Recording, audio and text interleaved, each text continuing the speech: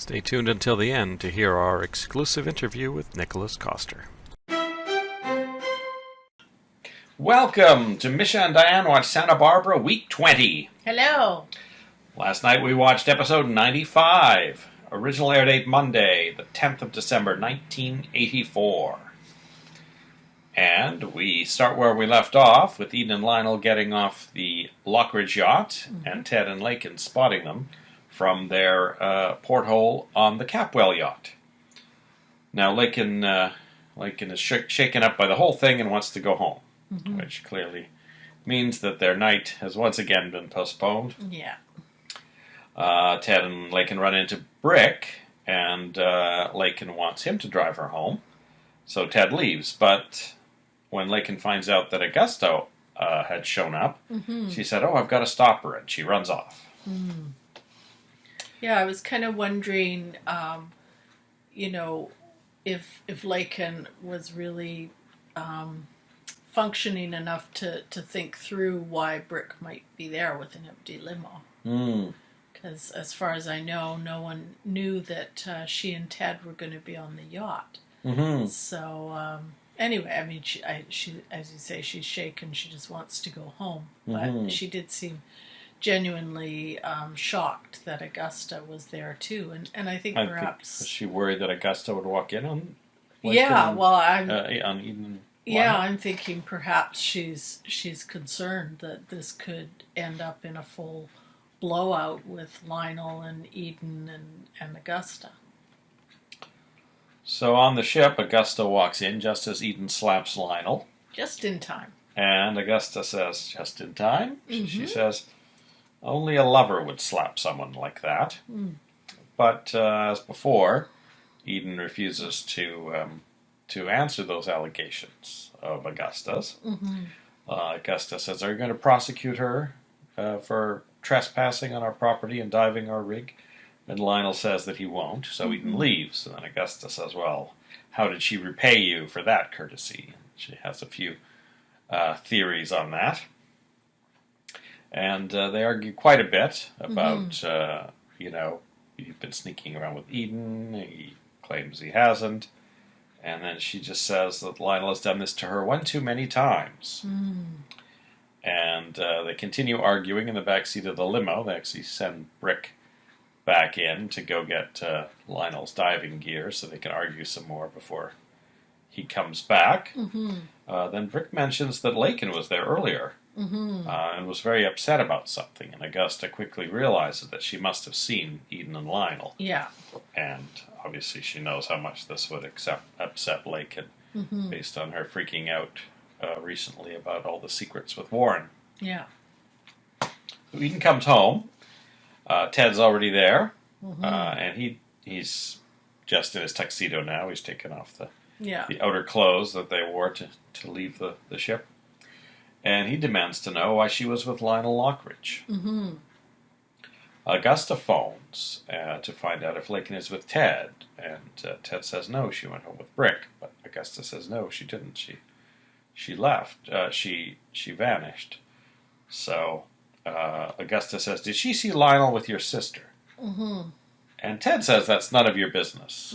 So that's interesting because that would help clear some things up. I don't know why Ted is being so obstructive, but I mean maybe it's part of him not wanting to say anything negative about anyone from either family because Lakin would get annoyed by it. So yeah, I think that's possible, and I think too, he's maybe a little bit wary of Augusta and doesn't want to say anything that maybe she could use against him. Then as soon as she hangs up, Ted accuses Eden of sleeping with Lionel, just as Kelly walks in. And Kelly says, "That's impossible." And Eden says, "Oh, yeah, no, I was diving the Amanda Lockridge and his men captured me and they brought me to shore. That's all that happened." So Kelly looked shocked because she was sure that they weren't even together. Yeah. So that's kind of funny. It would be funny if, Eden just said, "Oh, yes, I've been thinking of sleeping with Lionel Lockridge," when they're alone together. So Ted runs out to find Lakin. So I assume he's going to drive back towards the I think that's what Augusta suggested, that he drive back towards the yacht marina, or yacht harbor, I think is what she called it in the last episode. It's probably the same thing. Now Dominic is seen looking at the blood-stained note that lured Channing to his death. You see the note with two, looks like bloody fingerprints on it, or thumbprints maybe, and it says, "Come to the study now." Yeah. So she breaks into the Lockridge house and hides it in Lionel's tuxedo. So I did have some kind of memory about something having to do with Lionel's tuxedo. Remember when we talked about Warren tearing his tuxedo? I had a vague memory that Lionel's tuxedo was involved somehow. This must be what I'm remembering. So this is part of Dominic's continual sort of campaign of terror against Lionel. Well, I assume... Well, I'm thinking maybe she'll just phone the police and say, "Oh, there's evidence in Lionel Lockridge's closet that he killed Channing." And, Yeah, and exactly. there it'll be. Yeah. So I assume it'll have Channing's fingerprints all over it. So, but she is still in the closet when Lionel and Augusta get home. So she's kind of trapped in there and hiding. And she does hear them arguing. She does hear Augusta talking about Lionel's love for Sophia and his love for Eden. So this is going to annoy Sophia to no end, I think. Exactly. And I think they also discuss Lakin's disappearance. So, that kind of gives Sophia a clue of just how serious this breach of etiquette between Lionel and Eden might possibly have been. So at the end, Augusta is rummaging through her closet, and just out of sight is Dominic, sort of pushed into the corner. So. Yeah. Dominic might be discovered by Augusta. Maybe Augusta's the one who first sees Sophia. We'll find out. Now Mason is checking Peter into a private clinic. So that's what we had guessed. But he hadn't pre-planned it. So he's explaining it all to the doctor and saying, "Oh, yes, this is very important." And he swears the doctor to secrecy. No one should know Peter Flint's name, even the nurse. He tells him, "When you call my office, tell me you're so-and-so from Connecticut," or whatever it was, Mr. Smith from Connecticut.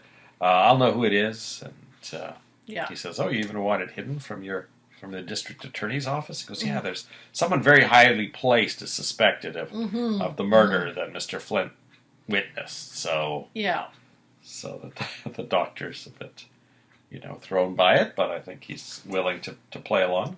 And I have to say, I really love the different techniques Mason uses in this conversation. He takes 3 different approaches with the doctor to get what he wants. First of all, he tries to play nice and says, "Oh, thank you for doing this." But that's not really Mason. So then he goes into threatening mode and basically is like, "Oh, and I represent the DA's office and this is very important." And then, of course, he goes even fuller into Mason and becomes manipulative and starts to hint that there might be some benefits for the doctor if he complies.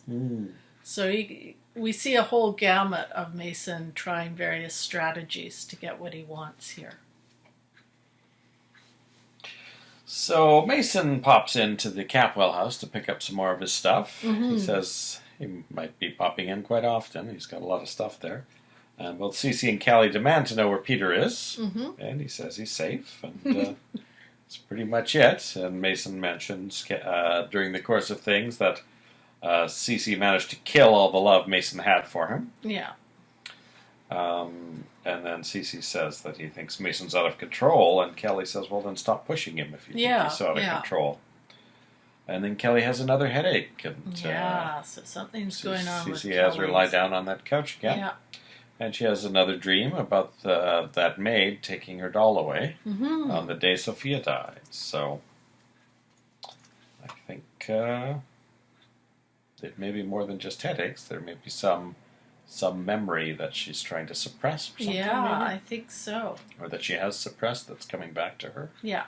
So that's interesting. I wonder what that could be.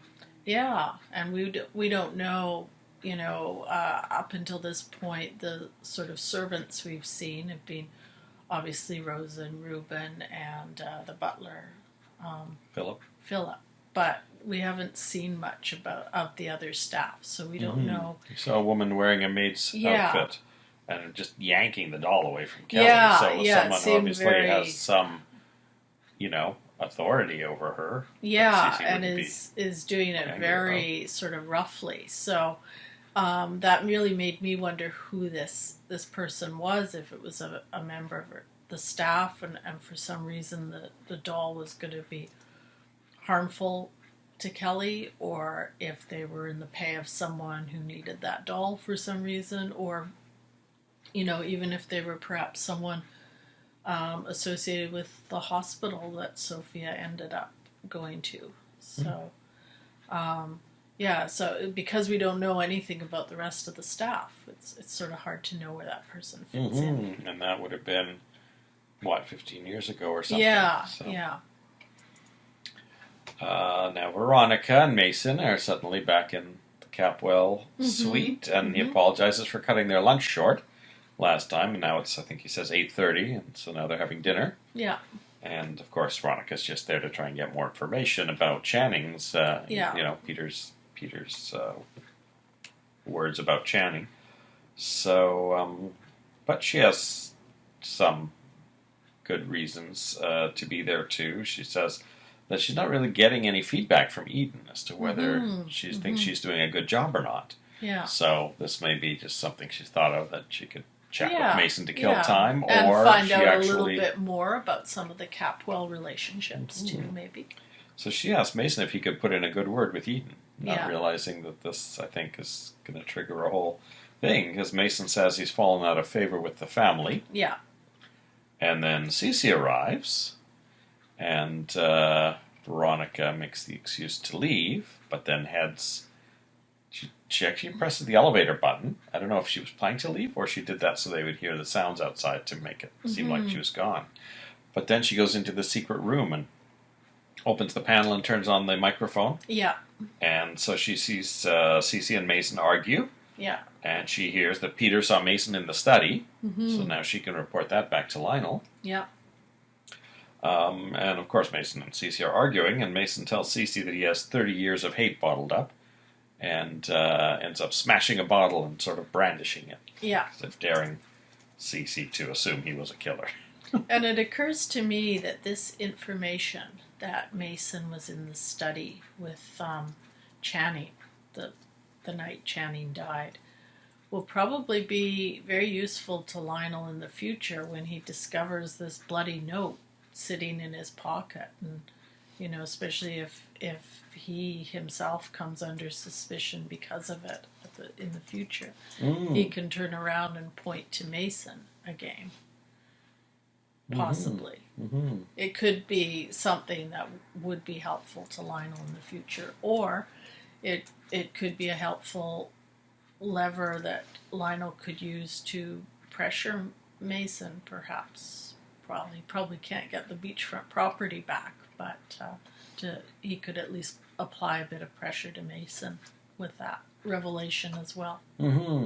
Yeah, it'll be once again interesting to see what Lionel does with the information. We were kind of surprised by what he did with the information that ended up on the tape, and it didn't actually pan out for Lionel that time. No. So hopefully now they've got something strong enough to use against Mason. Yeah, well, Veronica's back, and she's doing a great job, as usual, in finding stuff out. So, yeah, I'm sure Lionel will try and use her information somehow. We still haven't seen Sally back, and once again, another episode with Kelly, but no Joe. No Joe. In fact, no Perkins at all. Wondering if the producers realized what a horrible mistake they made firing Dane Witherspoon, and they're using all that Bill Cosby money that NBC has to try and get Dane Witherspoon back. We'll see what happens. We can only hope. Maybe he'll be back in the next episode, and we'll be back after we watch episode 96 of Santa Barbara. Bye. Bye. Welcome back. Hello. We just watched episode 96, and we're so excited we started another podcast. So Amy is dressed like a balloon. And she gets a check from Jeff for an abortion. She tells Marissa she's pregnant, and Marissa tells her she's stupid. She tells Brick she's keeping the baby, but she's worried about money. So we actually saw quite a nice scene between Amy and Marissa, which ran the full gamut of emotions, with Amy telling Marissa, Marissa being very upset and lashing out at her, and then eventually coming back in and apologizing and presenting Amy with a blanket, which she said was made for her when she was a baby. It looks suspiciously like a blanket my parents have. Yes, it looks like a blanket that Misha's parents have, which I'm assuming was not knit by anyone in your household. No, I think it was purchased. So there you go. I don't know. I think those set people might have used an off-the-shelf blanket. So that's pretty much it for the Perkins household. Yeah. Lakin tells Eden to stay away from her father. Eden tells her that she and Lionel hate each other. Tad tells Lionel to stay away from his sister. Cruz tells Cece that Eden was on Lionel's boat. Eden says she saw the safe, but she didn't get behind the door where the paintings are, where the air bubble is. Cece tells Cruz to find out where Peter Flint is. That when Cece leaves, Cruz tells Eden she was on that boat longer than necessary. So Eden tells Cruz to give her reports on all the money he's spending. And he says, I don't want to see you... Eden tells Cruz to give her reports on all the money he's spending. And then he tells her, I don't want you to see Lionel Lockridge anymore. So, we get some really nice Cruz and Eden scenes in this, and we get a real dose of their chemistry, which is really fun. I was a little surprised at Cece's reaction to the whole boat thing, where he says something like, oh, well, Lionel can't possibly, have any claims to it, and Cruz has to tell him that, yes, actually, Lionel does have some significant claims to the wreckage. That just seemed a little bit, vacuous of CC. I would have expected a billionaire, tycoon to have a little more smarts on that.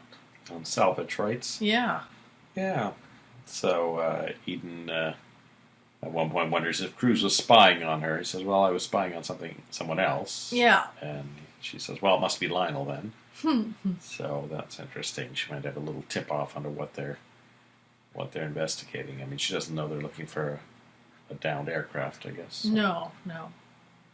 So, yeah, when Eden says no to Cruz a few times in regards to whether or not she's attracted to him, she does it in exactly the same way that she's been saying no to Lionel all these weeks. So that's kind of interesting.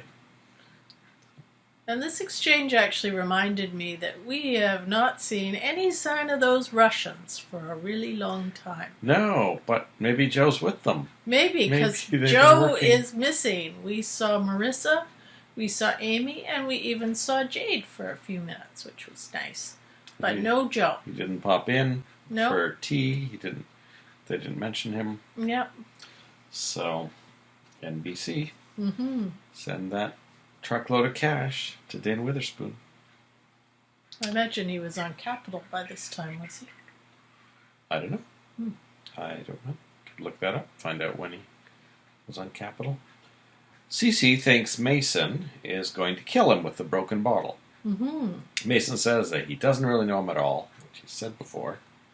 Drops the bottle, and then Veronica re-enters. Now, I can only assume she was freaked out by the whole bottle thing, because Mason actually brought it really close to Cece's neck. So Veronica re-enters, just pretending she happens to be coming back. Cece wants her to leave with him, but she says she'd rather stay, so Cece goes on his own. Yeah. And then she lets Mason vent about things. She at one point says Cece's a tyrant, so that'll on get his side. Yeah.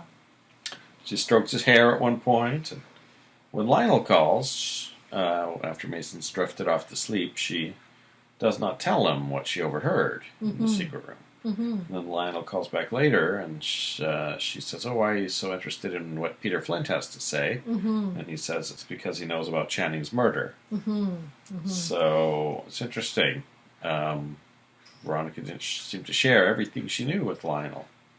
Well, we did see, of course, earlier when she had the information to share with him about Eden Capwell that she actually insisted on a face-to-face meeting.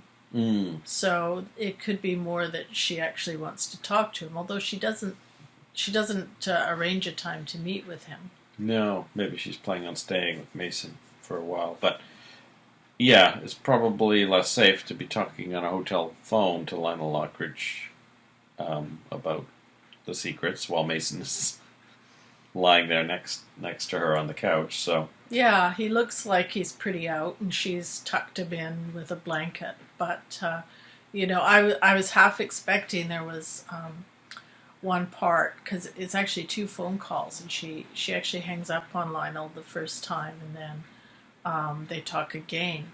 But when she hung up the first time, I was almost expecting, the camera to pan in, and Mason is awake and listening to her, and she has confronted her or something like that. That didn't happen, but I was almost expecting something like that.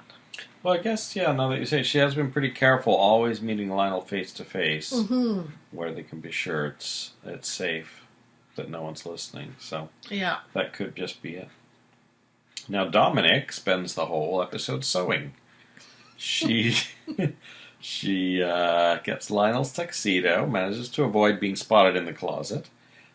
The whole time, Lionel and Augusta are fighting in what I think now is 3 rooms.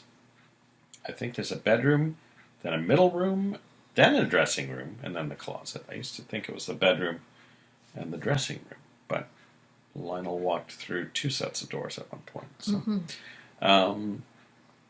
So she slices open the tuxedo. She's going to hide the note in the seam. She drops the note at one point, and Augusta picks it up, and she looks at it briefly and says, "Is this yours, Lionel?" And he takes it. And he doesn't have time to deal with that, and he puts it down on the vanity. And then they continue their fight. There's at several times they're interrupted. Once when Ted comes over, and once when Lakin comes home. But Augusta says she thinks Eden planned to be caught by him, which I also think might be true. She might have had a double reason for diving that ship. Lakin comes home, and Augusta says to her that Eden arranged to meet your father, and Lakin says, "I just talked to Eden. She says she hates Lionel." And Augusta says, "Well, of course, we know she's lying now, because no one could hate your father." Which is that thing Augusta does where she defends Lionel exactly in the opposite way that she's just been arguing with him. So it's very interesting. We had got a lot of great Lionel and Augusta play in this episode, and a lot of that back and forth, that we've seen in the relationship, where they're angry at each other and accusing each other of all sorts of things, but then there's kind of a little knowing smile and a little bit of flirtation in there too. Lionel says that he forgets all about her indiscretions. She should just forget about this. Yeah. So meanwhile, Dominic retrieves the note and sews it back into Lionel's tuxedo. And I have to say, Dominic has some mad skills to be able to do this, because I've done a bit of sewing. It takes a really long time to actually take apart a seam, and you have to have, it helps to have a special seam ripper rather than a great big knife or scissors or whatever Dominic has, and you need good light. So the fact that Dominic's able to stand there hiding in a dark closet, taking out a seam, and with her big beard and everything, and taking apart this seam. And then later, what I really loved is when she retrieved the note and was carefully sewing it back together. So she's actually come equipped with a sewing kit as well. To be able to do all that in the dark, in a dark closet, is really impressive. So I'm just wondering what the logic of that is. Yeah, because if it's sewn into the seam, he obviously hasn't just left it in a pocket. Unless she's just partly sewed it and making it look like perhaps there was a tear and it slipped into the seam. That's what I'm wondering. But yeah. wouldn't 16 years of dry cleaning have affected that note, much like those paintings on the Amanda Lockridge would have been affected by 100 years underwater? Yeah, and she's actually really lucky he's still got that suit, too. I mean, yeah, maybe it's not even the same tuxedo. Yeah. Although, what was he trying on that was a bit tight the other day? Was that a tuxedo? I thought that Maybe was a that's- suit jacket, but maybe it was a... Yeah, maybe it was. Maybe that was the tuxedo that he wore at Channing's party. No, not 16 years, 5 years. So at one point, while Dominic's, eavesdropping on all this, Augusta asks Lionel what exactly he saw in Sophia other than her beauty, and he says it was the way she commanded a room. So Dominic cackles away to herself in the closet. Poor, poor Lionel. He's got to be sent away for the rest of his life. Well, I think the other thing that will probably irritate Dominic about that conversation between Lionel and Augusta is he spends quite a bit of time speculating about Sophia And whether Cece's she really loves relationship. Cece. Yeah. He says, I think she was just acting like she loved Cece, and he was coming out of a bad divorce, so he obviously loved her, but she was just playing. And then Augusta says, well, I mean, she, had all those kids with him, and she obviously loved them, and obviously, even if she was faking it at the beginning, she grew to love him. So that's Augusta's take. It's interesting. Augusta's not a little more angry about that whole thing. Yeah. So just at the end, Lionel notices the note is missing where he had put it down, and he's looking around in that dressing room, and Dominic bashes him on the head from behind, and he's knocked unconscious. Yeah. And that was the end. And we assume then Dominic makes her escape. There was one point where Lionel and Augusta were talking in the living room, and we had a little shot behind them, and I was almost expecting Dominic to sneak out at that time, but obviously she chose a more dramatic exit. So Ted calls the Perkins house looking for Lakin. He wants to talk to Jade, but Lakin actually answers. So they quickly agree to meet at La Mesa. And I thought it was kind of funny in a way because, of course, Augusta has gotten hold of Lakin prior to this, and Lakin says something like, oh yeah, it'll take me a half hour or so to get home.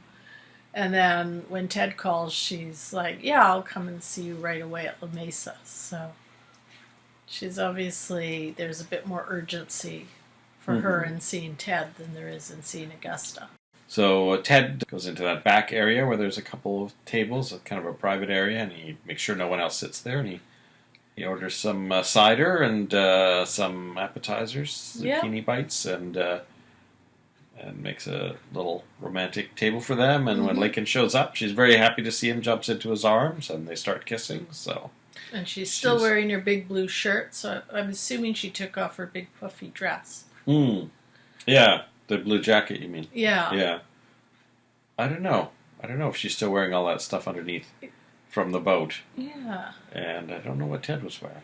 He was wearing his tux, but not the whole thing, just the white shirt and the pants. Yeah. We will see when we watch episode 97 of Santa Barbara. Bye. Bye. Welcome back. Hello. We have watched episode 97 of Santa Barbara.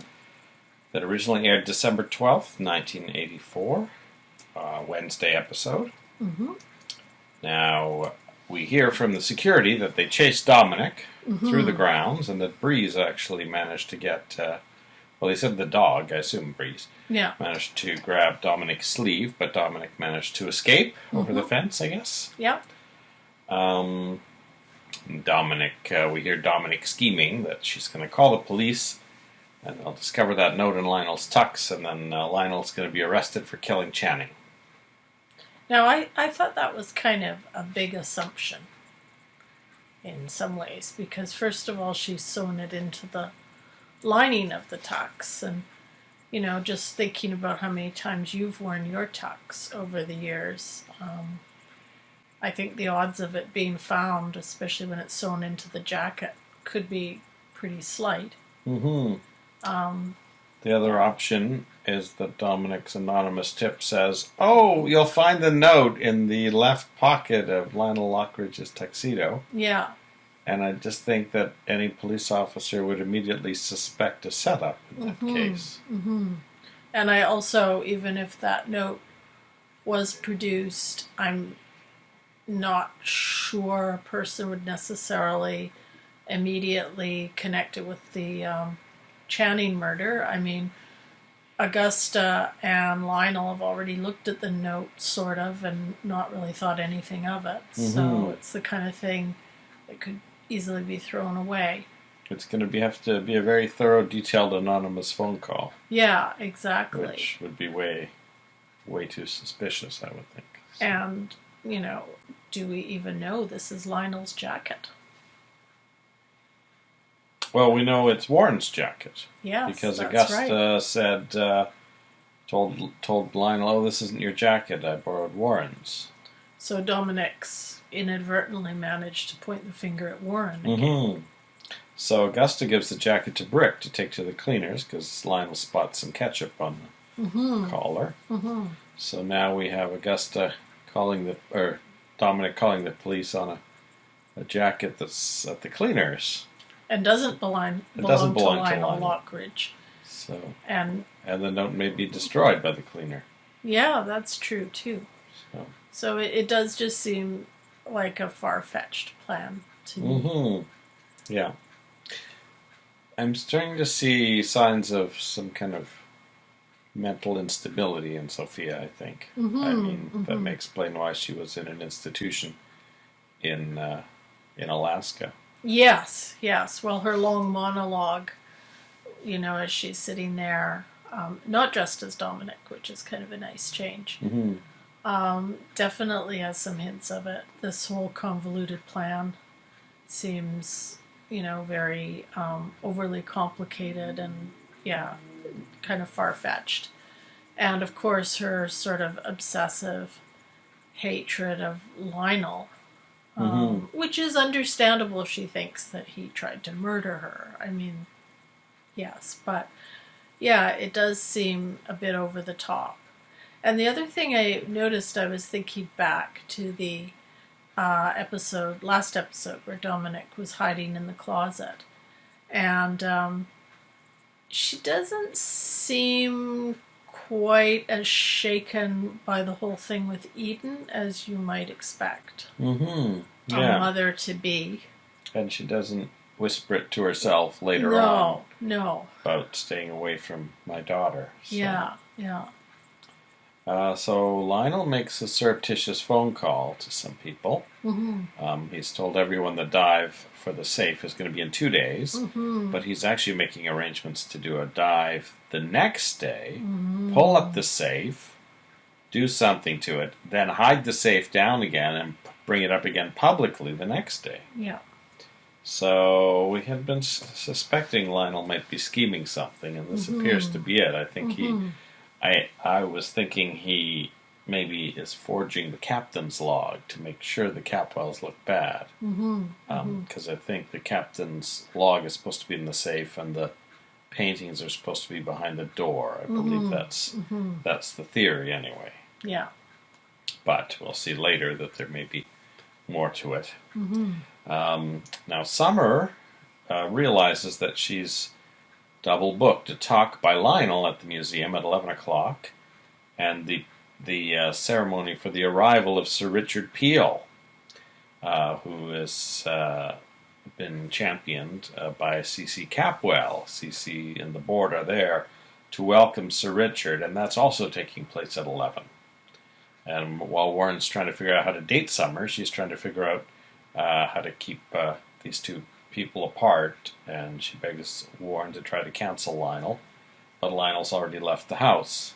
So Lionel shows up at the museum expecting to give his talk, and Summer tells him he can't go to the Beaumont room because there's construction, and anyway, he doesn't buy any of that, and she eventually has to confess that Sir Richard Peel is arriving, and Lionel says once again, that fraud. He's the worst art critic in the world, or art expert in the world. So he bursts into the Beaumont room, and Cece's in there talking to reporters. Sir Richard hasn't arrived yet, and Lionel starts already talking against him, and Cece's trying to get him out of there. And then Professor Peel arrives, and it's actually his daughter Elizabeth. Yeah. And she has an English accent, which is interesting. Well, didn't he say that, didn't we already know that the professor himself is English? That's true, yeah.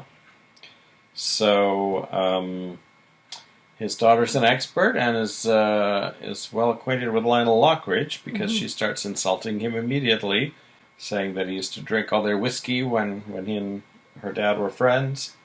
And he says, well, if it isn't the second least eminent art expert in the world, Elizabeth Peel. So they have a long back and forth. And Eden seems to be enjoying the fact that someone else is slagging off Lionel. Cece is very is upset that he's insulting his special guest. Lionel asks, "Oh, are you staying at the Capwell Hotel?" And she says, and she or Cece says, "No, no, she's staying at the Capwell mansion." And then Lionel says, "Well, that's good, because the service is lousy at the Capwell Hotel." So then Eden and Cece are talking, and Eden is worried that whatever Lionel finds, it will sully the Capwell name, and she says a lot of the goodwill they have in other countries is for their good name, which is interesting. Lionel, Eden talk briefly about Augusta, while Dominic skulks in the background looking at artifacts. Yeah, I wondered what Dominic was doing there. Yeah, just waiting to do something, I think. Now Warren wants to help with the dive, and once again Lionel puts him off, and then Warren says that he notices that all the equipment seems to be on the boat a bit early, and he flat out says, are you actually planning to dive a day early? Yeah. And Lionel says, no, just being prepared, and Warren says, for the first time in your life. So, I mean, obviously that's why Lionel doesn't want Warren to go, because he's playing some shenanigans with the safe. Yeah. So it'd be interesting to know how many of Lionel's men know they're doing that, and that he's got to swear them all to secrecy if, they would notice a safe being brought up 2 days in a row. That's right. So he tries to get Warren to take an interest in, I think he said, their Texas oil wells or their various joint ventures. So we learned that they actually have a few more holdings than maybe we had expected to. And that they also appear to be in the oil business to some extent. And then we see, after coming back from a commercial, Lionel in a room full of paintings. And he is complimenting his forger for the wonderful work. The forgeries are brilliant. The wooden crates have been expertly aged to look like they've been underwater for 100 years, and even the nails have been counterfeited to look like 19th century nails. Yeah. And then the forger comes out from the back, and surprise, surprise, it's Elizabeth Peel, Lionel's secret partner in crime since the first time he called all those months ago. Yeah.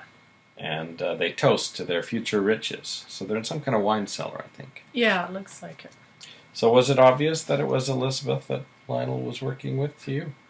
Well, I'll tell you something. The whole setup seemed very off. Remember, the director of the museum was gone that day. And what I strongly suspect happened is the director knew that the two events were double booked and probably did let Lionel know in advance. Mm. Because having been a former marketing, communications, and events manager, that kind of double booking is almost unthinkable. The event that the Capwells were holding would, in normal circumstances, be planned probably months in advance. And if there was the Lionel Lockridge event, which is also, I guess, quite a prestigious event, that would have been taken care of. So I actually think Lionel knew in advance that he was quote-unquote double booked. And I think Summer was just either too low down the totem pole or too naive or whatever to really cotton on to it. Well, I think she said someone was supposed to have called Lionel. It's quite possible that Lionel took the call and pretended he didn't get it. Or maybe exactly. Was in the museum and removed the note himself that was supposed to remind someone to call him. Exactly. So I actually think Lionel knew all about this in advance and was just feigning that he was double booked. And so I think this has been planned from the get-go. Obviously, he has previous acquaintance with do we even know if she really is the daughter of this eminent professor? Oh, I don't know if Cece doesn't know. I don't know if Cece knew her or not. Mm-hmm. But they did. Oh, he did kiss her before they toasted. That's true. Forgot to mention that. So, and I think we had indications a while back that maybe Lionel did have a bit of history with the professor, which wasn't. It's always publicly adversarial, but I'm not sure it really was. Well, I had theorized that the professor was going to come over to forge paintings, and watching this episode, I remembered that last scene, so that I must have had that in my head, but I was confused by the professor being a male, and I didn't put it together properly in my head. Yeah. I'd forgotten this twist that his daughter shows up instead. Yeah. So I think I realized at this time of December, I must have been finished my classes, and it would have been final exam time. Yeah. So I would have been home a lot more days than normal, and this being a Wednesday episode would have normally been unlikely for me to see it, but I think it was already exam time, so I probably lucked out, and this was a good one to see. Yeah. The culmination of the build-up to the Amanda Lockridge, and yet I still think there could actually be real treasures down there too, because they don't actually know what's down there. Yeah. So I did suspect it was. I suspected something was afoot, right from the beginning, and Lionel made a huge splash at the event, and he made sure that everyone saw the little show he was putting on. So that was obviously part of the plan too. Mm-hmm. So it'd be interesting to know the relationship between Elizabeth and Lionel, if it's romantic as well. Yeah, exactly. And the idea that Lionel could be counterfeiting the paintings, and then he's got an expert right there to verify them. And she's actually laid the seeds by telling Eden, I think, that there's only a 1 in 1,000 chance that those paintings have survived. Yes, that's right. So she's already, she's making it look like she doesn't expect Lionel to pull up anything, and then when she authenticates them, it'll seem all the more believable, I think. Yeah, exactly. So Peter Flint wakes up and gets the doctor to tell him, oh yes, Mason's got you in protective custody, and he manages to get a nurse to give him a phone, and he tries to figure out who he can trust. I thought he was going to call Augusta, because she had tried to get some information out of him previously that she might be willing to rescue him in exchange for that. But he ends up calling Veronica, who luckily is at her desk, and Veronica tries to call Mason, but he doesn't answer the phone. Yeah, no, I wondered about that. I wondered why that would be the first person she would call when, if I recall from their little night together at in the presidential suite or whatever, he was the one who sort of. I'm trying to remember how that encounter went. If he had indicated that he had spirited away Peter Flint, or I can't recall now.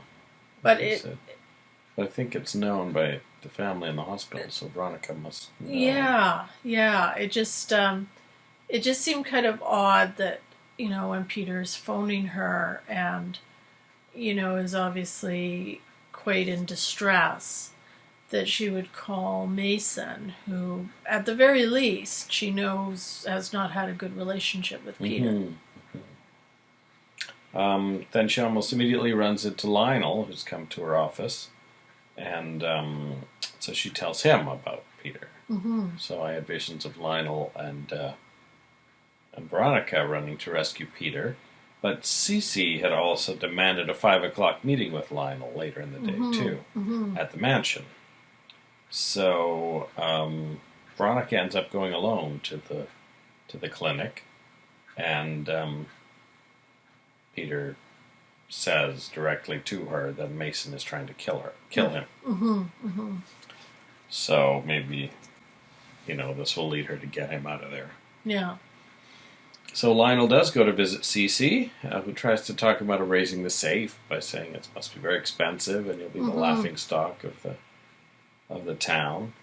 And Dominic phones Augusta, pretending to be from the museum. She does an English accent. Yeah. And tells her she's expected at the Capwell house at 5 o'clock. And Augusta finds that odd, but she says, "Oh, it's 5 o'clock now."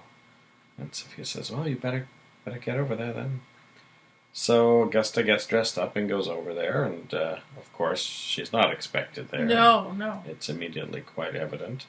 And Dominic takes the opportunity to sneak into the empty Lockridge house and hides the gold coins, in a cabinet in the hallway. So I think even if somehow the tuxedo goes through the washing machine and ruins the note, she's still got those coins to fall back on. But that once again will end up implicating Warren rather than Lionel. So yeah, I think this may end up going sideways for Warren one way or the other. And I guess that's the reason, in terms of the plot, why Dominic was at the art gallery, to overhear Lionel make the appointment to meet with CC. Oh, yeah. Oh, it's Bowman Hall, not Beaumont Hall. Yeah. And the private hospital is called, I don't know. It's in here somewhere. But it is kind of ironic, actually, with the coins, that Warren has had these coins, actually, for over 5 years. And has, sort of had them lying around his bedroom, and for a short period had them in his locker at the beach, and has had them jangling around in his pockets, and dropped one or two of them on the floor of the presidential suite at one point. And, it wasn't like they were really hidden very well at the Lockridge house. It's funny, Sophia thinks to herself, "Oh, where can I hide these?" Shove them in someone's pocket, I guess. Yeah. So, she opens up, like, a drawer in the little entryway, and then turns around and there's another, like it's a dresser, but with one of those fold-down doors, and she just shoves it in there. So, it's more likely to be found by Brick or Minx or someone than the police, unless she hurries. So. Yeah, unless she would have to, as with the note, she would have to give a very, very specific amount of information if she did an anonymous phone call. Yeah, I think, even if they find the stuff. Well, if they find the stuff, they find the coins, they have a link to Warren, because even though it's obviously a tip, Yeah. it's true, whereas the note is more of a dodgy thing. Although, someone else could have stolen the coins and planted them on Warren, though, so, unless his fingerprints are all over them. Well, I don't know. a lot I of guess we'll people see. have been handling those coins, even since Warren had them, and Kelly had it for a while. And, you know, Lionel's been jangling around with them, and yeah, so it does. It's just ironic that, you know, if Dominic was going to go that way, she probably could have done it without all of that extra scheming. But I guess she didn't really know that Warren had the coins up to that point. The private hospital is called Benedict Hills. And I guess with that drip in Peter's arm, they can't really take him out that easily without... I mean, Veronica would have to take a bag of lidocaine or whatever it was. And Lotriderm. What was it? And lidocaine. And she'd have to keep getting more and more of it if she took him out of there. So yeah, well, I mean, Veronica is very capable. she'd have to check him into another private hospital of her own. But I mean, one thing we do know, and maybe it's a little less urgent now, but we do know how imperative it is for Peter to get that medicine. So that IV drip really should not come out of his arm again. Yeah, he's very precarious. Yeah. So keep expecting him to expire any second now. Yeah, I keep expecting that too. But maybe he's got some more tricks up his sleeve as well. We'll just have to see how that goes. I would love to have at least one or two more scenes between him and Mason. Yeah, definitely. All right, that's it for this episode. We'll be back after we watch episode 98 of Santa Barbara. Bye. Bye-bye. Welcome back. Hello. We've watched episode 98 of Santa Barbara, originally aired Thursday, December 13th, 1984. Augusta and Lionel are still at the Lockridge house, and Augusta tells Cece that Eden is after Lionel. They're actually at Cece's house, not the Lockridge house. Oh, yes, the Capwell house. So, Eden doesn't really respond to that. Cece doesn't believe it anyway. And then Lionel has a long bit of exposition where the entire story of the Amanda Lockridge is told, because Eden calls her crazy, as she's done before. And we find out that Amanda Lockridge was the sole survivor of the shipwreck, and that she spent the rest of her life in a sanitarium. And at one point, Lionel's grandfather, Horatio, took Lionel to see her, and she said that Nathaniel Capwell was responsible for the shipwreck because he was in love with Amanda and couldn't have her. And Lionel wonders what lies Cece's grandfather Emmett might have told his grandchildren. So we've learned, I think we heard the name Horatio Lockridge before, but now we're clear that it's Lionel's grandfather, I think. Yeah. And that Nathaniel Capwell was around at the time of the shipwreck, and Emmett is Cece's grandfather. So I think Cece's father is Channing Capwell the first, and then Emmett is before him. I'm not sure who would have been the. And then Nathaniel would have been maybe Emmett's father. So we're in the late 1800s, I think we said, right? So yeah, and they said the Amanda Lockridge was one of the last of the great wooden ships. So this would have been actually, I think, quite a late time for wooden ships. But it speaks to how old the family's wealth and influence is. If that ship's been in the family for years, I think it was rechristened Amanda Lockridge by Horatio. By whoever was Amanda's contemporary. I don't know if it was Horatio or Horatio's father. Well, look, we'll find a chart somewhere. Now, meanwhile, in the Lockridge house, Dominic turns on a light and does some more snooping and is surprised by Minx Lockridge showing up with a pistol. Yes. So Minx threatens to shoot Dominic, makes him turn out his pockets, and Dominic claims that she's not a threat to the Lockridges, and eventually decides just to call Minx's bluff and say, well, if you want to shoot me, you'll have to shoot me in the back because I'm leaving. And then Minx had said, well, I've only ever fired this 3 times and I got a bullseye every time. But then after Dominic leaves, says, oh, I'm glad they never taught me how to load this thing. Meanwhile, at another part of town, Warren meets Elizabeth at the museum and makes plans with Summer. Now he's hired some of his friends to help him with this, and he drives Summer around town, and they end up at a hotel, and they go in the elevator, and Warren has each of his friends on a different floor of the elevator, dressed in green jackets to, imply hotel staff. Yeah. And the first one accidentally leaves a tray of, a cart of food in the elevator. The next one leaves champagne. The next one leaves candles, and then by then Summer's figured it out, and on the 4th floor, the guy brings in some chairs, and they have their dinner in the elevator. Yeah. And a violinist shows up at one point, but Warren didn't realize how loud he'd be, so he gets sent away. And then eventually Warren says he's rented a room on the 5th floor, and they make their way to the room, and they're kissing, and Warren's taking off Summer's clothes.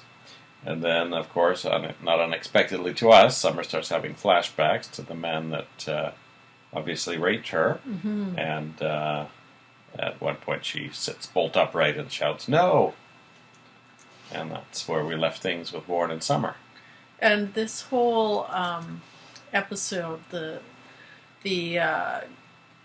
whole evening with Warren and Summer, also has a little bit of tragic foreboding to it as well, because at one point they're talking about how they got a little bit of a rocky start in their relationship.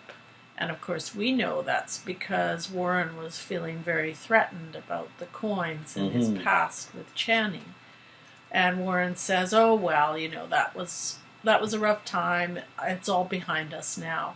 And of course, we know that it's actually probably not behind Warren, because Dominic has, in her attempts to frame Lionel, has actually put the note that lured Channing to his death in Warren's tuxedo pocket, or in his lining, actually. And we also know that she has dug up those coins and planted them right back in the Lockridge house. It'll be interesting to see if Summer, stands by Warren, because that may mean the difference for their future if gets incarcerated for what I assume would be only a short time, until things got cleared up. Yeah. If she, stands by him or not, that could affect their future. Yeah. Now, CC is chatting with Elizabeth Peel, and he remembers a time when there was a big forgery scare, and he had bought some artwork, and so he had gotten Richard Peel to authenticate the artwork for him. And Elizabeth reveals that at the time her father was out of the country, and that she was actually the one who authenticated it and forged his name on the authentication documents. Oh, wow. So this whole thing makes me think that maybe all of Cece's artwork is fake, and that actually Elizabeth, maybe even her father, is involved in it. Maybe her father's as good friends with Lionel as Elizabeth, and there's been this forgery ring for decades. And one thing that struck me as well, and maybe I was just imagining this a little bit, but it seemed to me that she was just a little bit contemptuous of CC. And maybe that's, if you think about if you were, someone in the art world, a Lionel would be so much more exciting and so much more invigorating to be with than a CC, who's this moneyed collector who obviously doesn't really know much about art and probably only collects it for the idea that he should be collecting art. Yeah. And I just got a little bit of that vibe from her that, she's not actually that impressed with CC. She just mentioned that she's as good as her father in her field, but doesn't get the recognition. Yeah. So at one point, Cece, grabs her briefcase to take it up to her room, and he somehow dislodges the latch, and the contents fall out. Yeah. And it's full of painting supplies, and he says, "Oh, I didn't know you painted." And so she says, "Oh, well, I'm very bad, but I was going to try to paint some seascapes." So she kind of covers for that, but then Cece picks up a paintbrush that's clearly 100 years old at least, and he actually says, "Oh, this looks like something they might have used in the olden days." And she tries to cover for that by saying, "Oh, yeah, my dad and I collect, paintbrushes from all over, and I just grabbed whatever was lying around." So now here's the first, possibility that Cece might put it all together at some point, that those paintings are fake. So I don't imagine it would be a quick thing, because he wouldn't even suspect Elizabeth. But you can imagine a Lionel knowing right away that this would be an old brush that might have been used for certain types of paintings. But yeah, I think CC will put it together eventually. But I Just think, like Santana eventually figured out Brandon was her son, and there's things that get planted that pay off weeks or months later. So let's see how long the ride goes for Lionel and Elizabeth. Yeah. Now, the doctor at Benedict Hills calls Mason to say, "Oh, I've been trying to call you all day. I left a message with a woman, and there's a woman in with Peter now. I thought it might be one of your people," but Mason says, "Keep her there. I'll come right over." So when Mason bursts in, the woman is gone. Actually, when the doctor bursts in, the woman is already gone. Veronica's run out the window, and then when Mason gets there, Peter won't tell him who it is. "Oh, it was an angel of mercy," he says. So then Veronica goes to Lionel and tells him everything, but says that she doesn't want to betray Mason. So he says, "Well, someone's got to get Peter out of there." So Lionel says he'll go there, and he'll pretend he followed Mason there. And so then he says to Veronica that she should tell Mason that she saw Peter, because he's going to put it together anyway. Yeah. So she calls Mason and says, "Oh, I've been trying to call you all day. Peter Flint called me this morning. And I went to see him at a place called Benedict Hills." So Mason seems to buy that very quickly, I think. He just doesn't seem suspicious. And then at the hospital, Lionel sneaks in to Peter's room in disguise. He's got some glasses and a doctor's coat, and Peter's a little leery of him, but not too leery, I don't think. And Lionel says, "Oh, I can get you out of here, and I can get you a private room." And Peter wants to know what he wants in exchange. He says, "Well, obviously you know something about the night Channing was killed."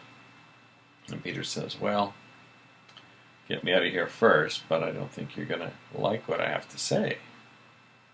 So, well, we already know Warren and Channing had a fight on that day, right? It's possible that Peter will say, "I saw Warren in there before Mason showed up." Yeah, and that would come together. You could see that coming out around the same time as all this planted evidence comes to light as well. That could make things very rough. Lionel would try to keep it under wraps. So maybe.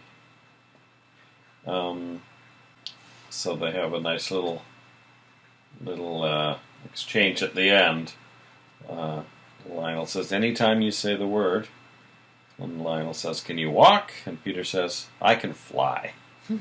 Obviously on a lot of painkillers too. And he's really happy. And then Lionel says, "Then let's fly." Yeah. So that is going to be Peter out from under Mason's clutches. And one of the things I really enjoyed about these scenes with Peter is when the doctor is quizzing Peter to try and find out who Veronica is. Peter kind of plays dead for a little bit and pretends he's passed out. Yeah. Can't hear him. So that was kind of cute. Yeah.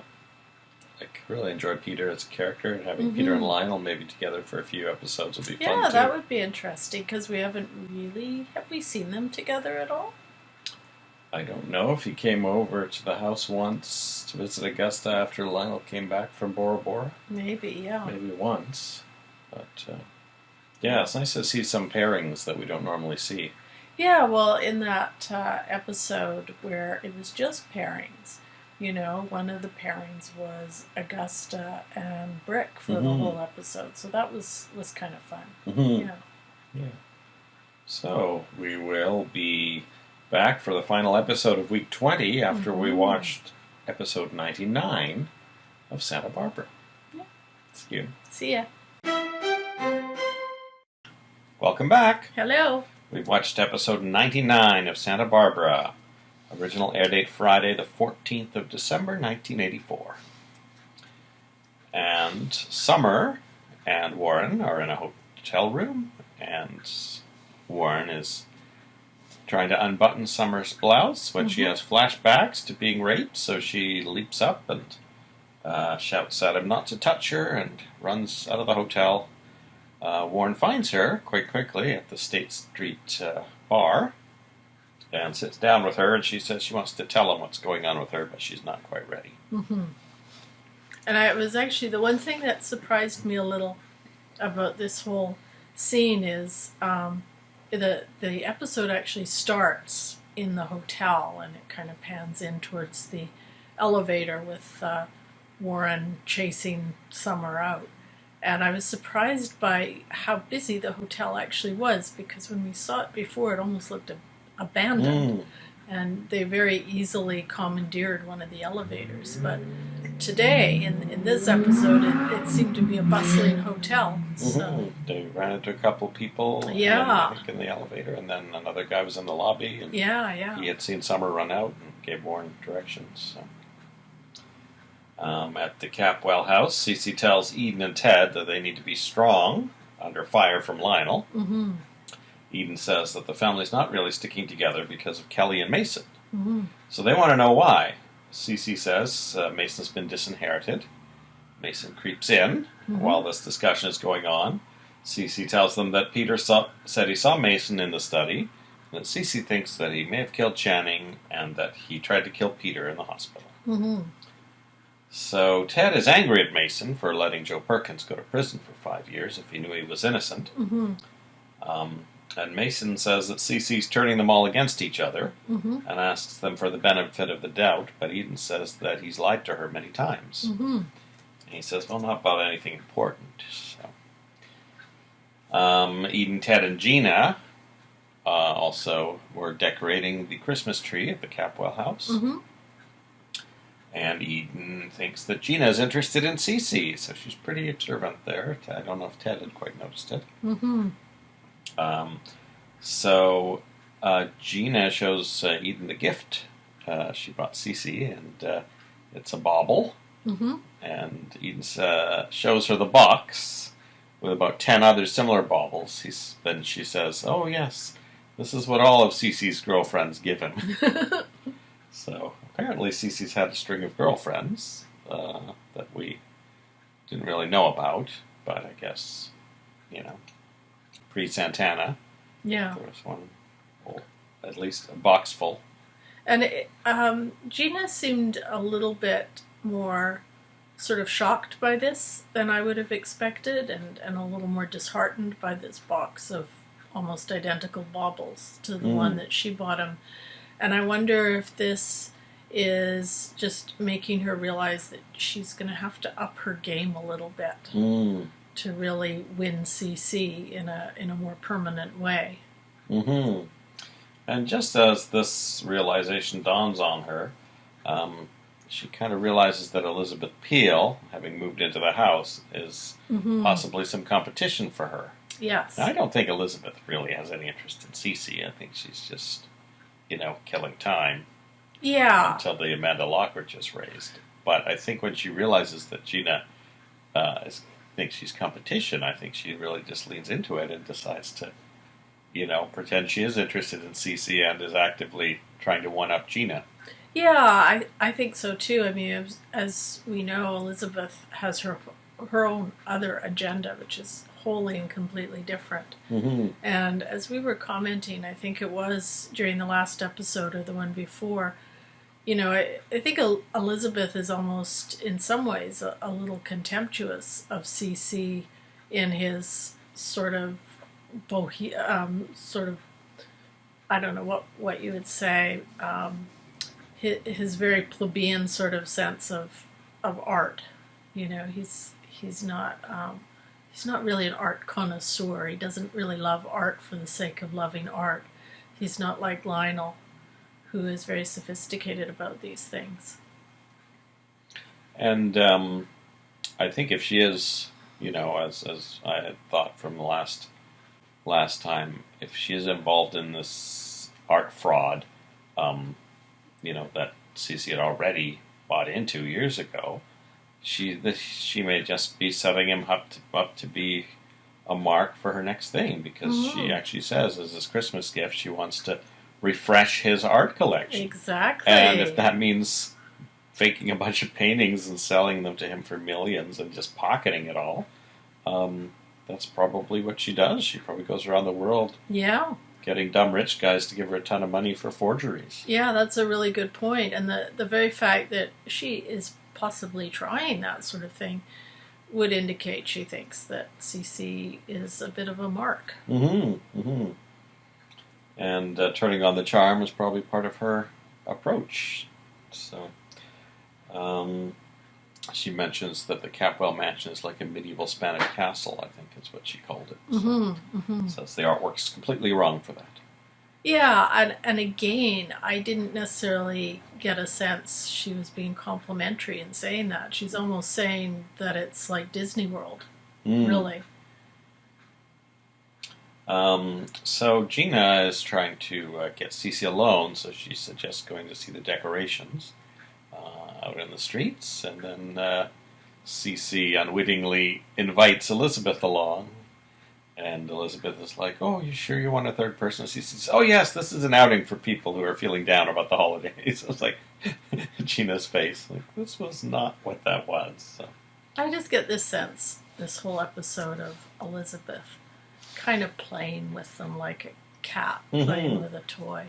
It certainly is a distraction from, if you're not doing all that stuff, maybe someone will notice you're an art forger. But if there's all this other stuff happening to distract you, then you're not going to focus on that thing that she doesn't want you to focus on.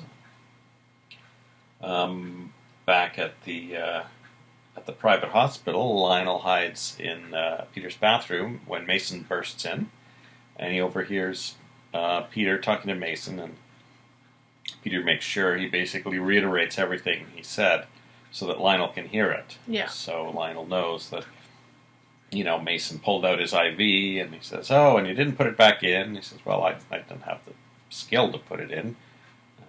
I left that to the professionals." So, which is what I had suspected Mason's reason was for not trying to put it back in, because he did pick it up at that time and look at it and decide not to. So, and we could see, actually, just harking back to that episode, which is a week or two ago, that, in that episode, I think Mason was a little bit tempted to just leave him there to die. But remember, he did call the nurse before he ran out the door. So then Peter gets the doctor to kick Mason out.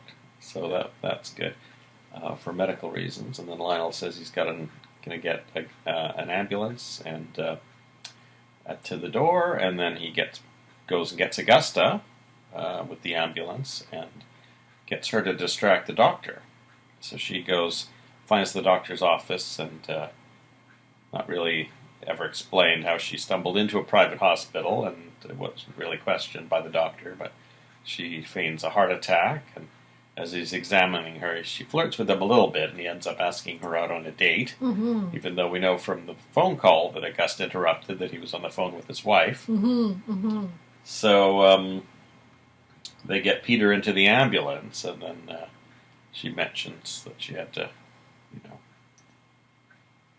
sort of seduce the doctor, and so then Lionel gets jealous about that, and they spent most of the ride arguing back and forth about Augusta and the doctor. Yeah, they have a great back and forth in the ambulance, the sort of whole way along, where they're sort of half arguing and I think maybe even half flirting a little bit, and doing what Lionel and Augusta do, I guess, in their relationship. And of course, Peter's lying there, half conscious, listening to all of this.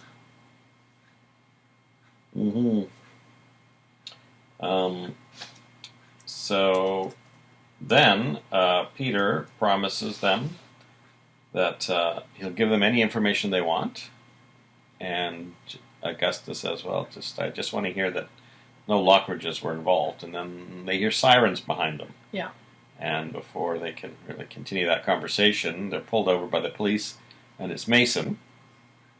And basically we see in the next scene Augusta and Lionel talking to Mason while Peter's being wheeled out by Mason's men. Mm-hmm. And Lionel's trying to spread the word, I guess, to anyone who will listen, that Peter's not there. Peter's there against his will, but no one's really listening. So he says that he's going to try to get a court order to get Peter released. Mm-hmm. So, and then later Augusta's worried about what could happen to her and Lionel for helping Peter. Well, and I think too she's concerned about Mason, what he's capable of, and he is in a position of some authority. Although I would think his boss must be getting a little tired of fielding calls from people about Mason doing a bunch of stuff that maybe hasn't been authorized. But yeah, so she does definitely have a right to worry about that. And I think, too, she hasn't gotten yet her reassurance from Peter that there's no Lockridges involved. So no one really knows what Peter's going to say. And I guess Mason's going to wonder, well, why would Lionel and Augusta bring Peter out unless they're worried about what he's going to say? So he may actually use that to theorize that a Lockridge was involved. So, yeah. On the other hand, now that's just widened the mini circle of people who know that Peter's been in Mason's clutches, if you will, and who are concerned about his well-being. So it does put more pressure on Mason that way. A couple of the things I highlighted that we've already skimmed over is Gina asks Elizabeth, how long are you staying? And Elizabeth says, how long are you staying? And Gina says it's open-ended. Yeah. We'll be seeing much more of each other. And then Elizabeth says, lucky we have so much in common. So they're implying that she is interested in Cece. And then later on at the State Street Bar, we hear You're Out of Touch by, is it Hall Notes? Yeah. Notes. In the background on the jukebox. So yeah, another classic song. Yeah, and in the credits this week, this episode had the cast credits, and Ava Lazar was still in the credits because there hadn't been any credits since her last episode, which was 92. But Elizabeth Peel is now in the credits. Lauren Chase is billed as Elizabeth Peel. And Doctor was Ken Hill, and Counselor was Wesley Fenning. So the counselor was actually a Summer's flashback to after the rape. She had seen a counselor. Yes, that's right. All right, and that brings us to an end of the 20th week. We're about to enter week 21 of Santa Barbara. And will that be our 100th episode? That will be the 100th episode, yeah. Wow. From 17th of December, 1984. So it's approaching the week of Christmas, I guess. So the tree's up. The Amanda Lockridge is going to be dived soon at Christmas. December dive. All right. Let's hope we have a happy Christmas in Santa Barbara. We'll see you next week. See ya. This week we present our exclusive interview with Nicolas Coster. I guess the first thing I wanted to ask was if you could give us some memories of working with Dame Judith Anderson. Oh, yeah, sure. I have I've almost finished a memoir in which I tell a little story about her. Dame Judith, we all met when she came on, and she was a little patronizing until I told her that I had worked with Olivier and some other great British actors. And then she suddenly changed. I was actually the only Broadway actor at that time that had come on the show. And she just changed overnight. Oh, really? Larry, you worked with Larry. You know. Well, she was a hoot. And her boyfriend, you may remember, was Rudy Valley, who was the biggest popular singer in 1924. Wow. And he was like 90 or whatever the hell he was. He was in jail. And he was, I don't know, it was a sequence, I can't remember, as well as you guys do, about the storyline. But Rudy Valley, and I went up to him and I said, I had records of your singing. He said, my time is your time. Da-da-da-da-da-da. And yeah, remember Rudy Valley on the show? He played Dame Judith's boyfriend. Yeah, talking to another audience member who's here in the Bahamas with us. You came on a little bit later than some of the other actors. Well, I was on another show. I was on One Life to Live, and I had to give them ample notice. So they knew from the beginning that they wanted you for Lionel. Actually, they wanted me for Cece. Oh. And I'm glad, because Jed, all the guys that played it are friends of mine.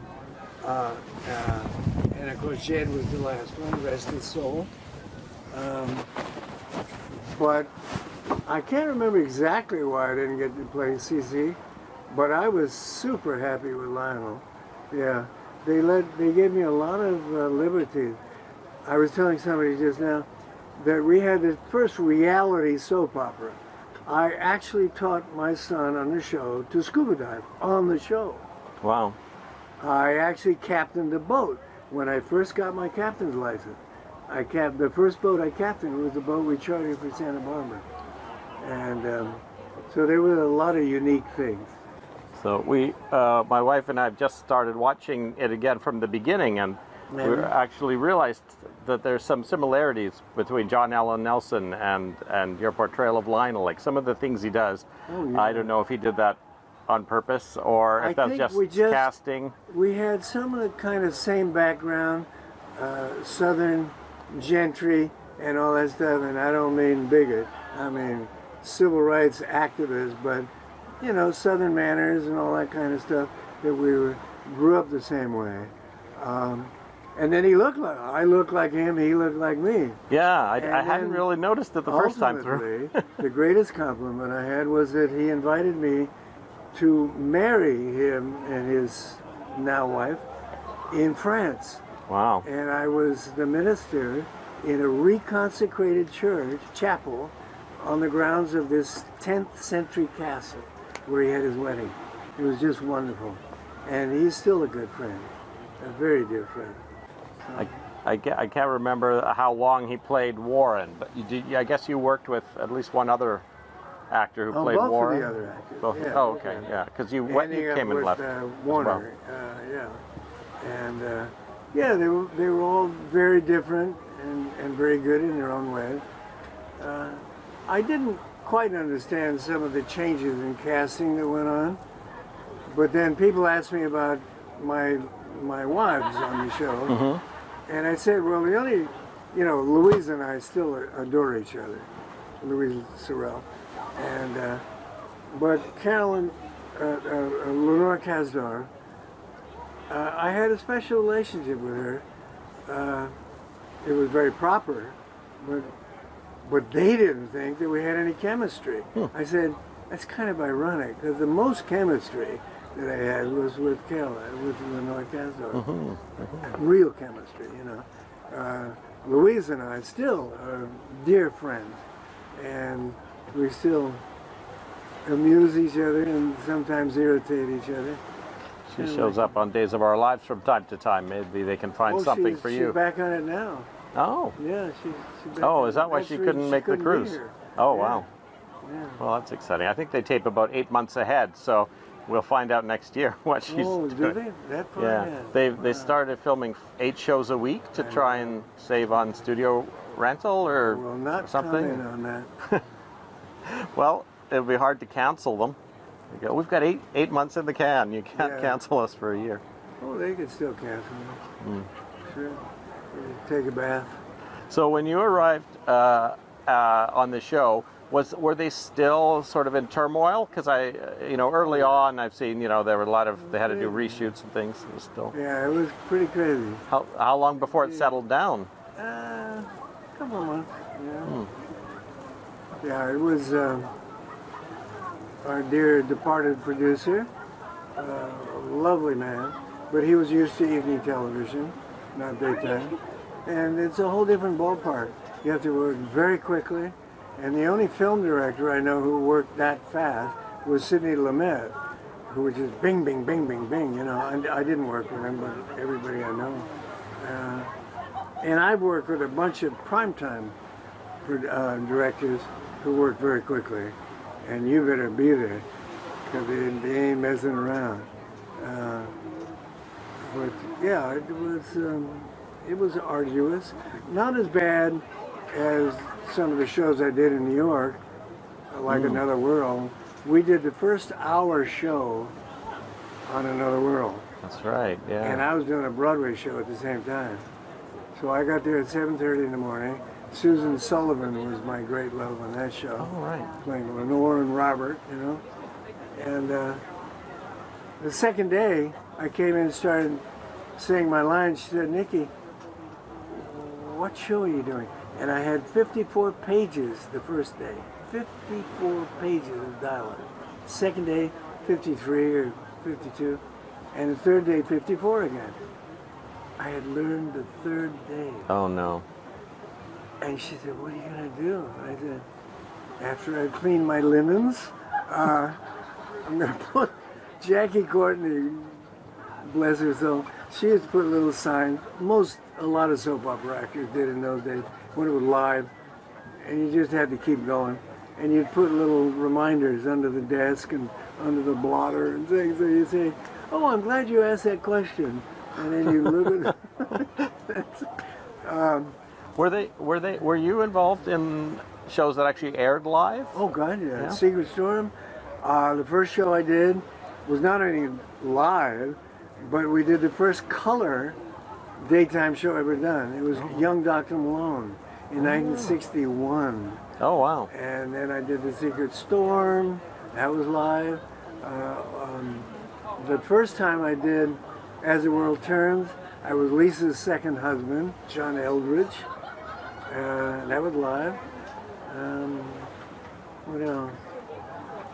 Yeah, Another World was live when we first started. And then went to tape. When did you start on Another World? Oh, I started on Another World in, when was it? No, I guess, no, you're right. It had Or gone Somerset. to tape. 71, I think I started. I can't remember. I think it was 71. I probably would have started watching it around Yeah, then. I left in 76 because I was doing a play with a great actor, Roscoe Lee Brown. And we were doing a play that was picked to be the American representative in our bicentennial in Europe. And I went into Paul Rouse, the producer, and I said, "Paul, our play has been picked to represent the United States." He said, "It's not convenient." I went, "Let me rephrase that. I'm going to Europe representing the United States." He said, "You can't." I said, "Yeah, I can. It's in my contract." I was the last actor that I know of that had an out to do anything I wanted with a certain amount of notice. I'm walking out the door and he said, "How much money are you making?" At that time, I was one of the highest paid daytime male actors. I said, "125 a week." And he said, "A week? Not a day?" I said, "No, a week." He said, "You quit this for that?" I said, "I just did." And I walked out. And so that was off Somerset, right? No, that or was on- Another World. It was, at Somerset, it was a bizarre experience because Lyle Hill, who was the producer, shall we say kindly that he was a bit of a dictator, and he was verbally harassing a friend of mine, and I said, cut that out, or you won't be sitting in that chair. And he fired me. Paul Rausch down the hall on Another World Bay City said, come here, we use you in the same character. So that's how it was Robert. glorious. That's how Robert Delaney transferred from Yeah. Somerset to Another World. From Somerset to Another World. And it was a glorious period. Paul Rausch was easily the most creative producer I'd ever worked with at that time, before Jill Farron Phelps. And we had some terrific stuff. Susan and I just had, it was magic time. And my buddy John Considine was on it. He played my contractor. Johnny, he ended up, he just retired up in Washington, but he went from us to working with Robert Altman, the film director. And he wrote a movie called The Wedding for Robert Altman. So he's, yeah. Were you on Another World when they had switched to 90 minutes for a while? Yeah, yeah. Did your scripts no. get bigger, or did they reorganize things? No, I wasn't. I had just left. That's right. Yeah, because I had a couple of buddies that obviously that went over there. Yeah, that didn't last long, did it? No, I think. There's a limit. Yeah, it was. I think 6 months or so, maybe a year. So, Yeah, the episodes of Another World that are available are from about 1980. So Really? they're about a year's worth that Procter and Gamble put online a few years ago. They did. And so it's mostly surrounding I was gone by Rachel's. then. Well, you Long gone. were back briefly to try and get access to your son you're with right, Clarice. Was that her name? Yeah. Clarice. So you would That's right. you showed up in town, but you were not on too often. Like you'd be there for a day and then you'd come back a week Yeah, later. at that time, I was doing a lot of Broadway, and I just couldn't do more. So yeah, I'm I expecting think, you'll was probably that in '74 maybe? That one was 1980. That 1980. was we've seen you a few times, and you were married. No, I came to California. You were married Oh, to that's a right. I doctor came back. named Olivia. No, they asked me to come back and do like a guest star Ah, okay. of Robert So Delaney. that's what yeah. it was. Yeah. So it must have been And, for a few weeks then, or So something. yeah, I was living in California by then Ah, and okay. doing. Well, I did Sheriff Lobo and some other stuff. Ah, I remember a lot that. Of stuff. Movies.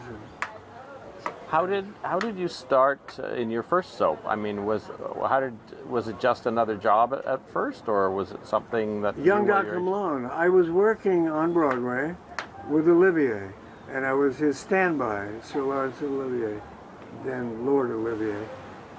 And I can't remember, but I think the director or the writer had come to see the show, and I was also playing a small part eventually, as well as standing by for Olivier. I can't remember. I know I didn't have to read for it. They just said, would you like to do it? Oh, yeah. I played Matt Steele. At that time, my friend Richard Chamberlain was the biggie on Young Dr. Kildare. Mm-hmm. And so they wanted to create a daytime doctor like that. So I was the guy. Oh, I Matt see. Steele, Dr. Matt Steele. So that was the first one. Then The Secret Storm was the second one. And so on and so forth. Yeah, Gloria Monty loved theater actors. And so she hired me. I'd been on Broadway in several shows, and then I had been a founding member of the Guthrie Theater in Minneapolis. And she was kind of impressed, I guess. So did The Secret Storm for quite a while. Yeah, a lot of these old shows weren't. I mean, they were not kept on tape or anything. There's no, maybe one or two episodes I think somewhere in the an archive. kinescopes of a lot of them, yeah. All right. Thank you. Thank you very much, Nick Coster.